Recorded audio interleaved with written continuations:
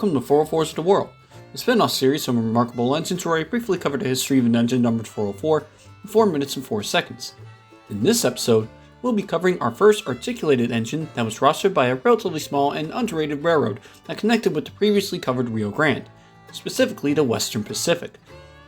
Even though there isn't too much info on this particular engine, it was still one of the largest on WP's roster as it moved heavy freights on the main line as one of the last steam engines rostered by the railroad. So with that out of the way, let's begin.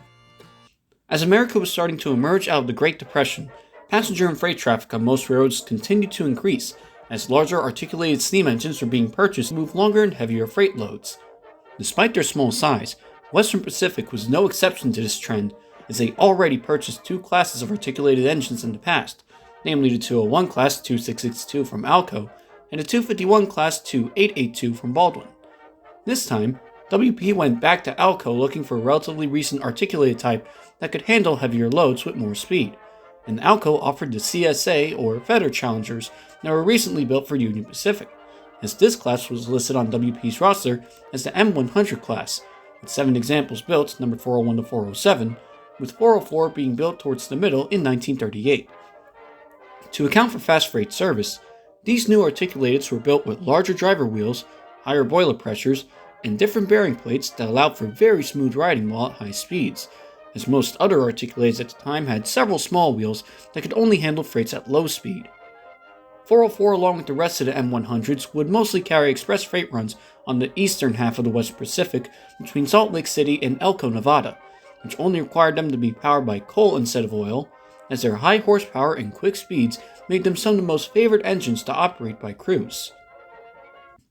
As fate would have it, the great performance of the M100s came just in time for the US to start a shipping frenzy on the railroads as they entered World War II, as troops and supplies had to be moved to both ends of the country as quick as possible.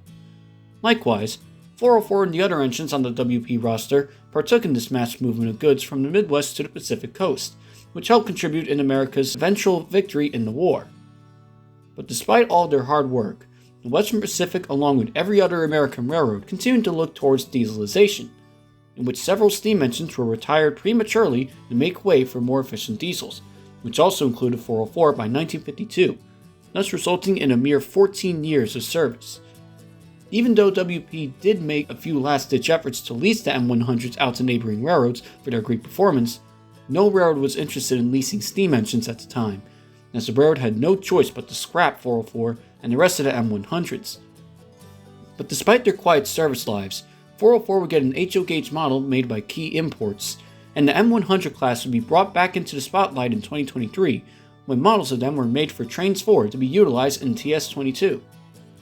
It is through the recreation of these engines via online photographs and train sims that highlights the late but well-deserved recognition of 404, a member of an underrated class that quietly but greatly carried out its work for the Western Pacific as quite possibly one of the greatest engines in American history. Thank you all for watching this episode of this series, as WP404 will be the season finale of 404s of the World. Since I covered all 404s on Fallen Flags, this series will be taking a bit of a hiatus in favor of other series and independent projects, so stay tuned until Season 3 where we cover short lines and international entries. Thank you again for watching. Credit for all the photos used go to their respective photographers, and if you enjoyed this video, don't forget to like and subscribe for more. Have a good day.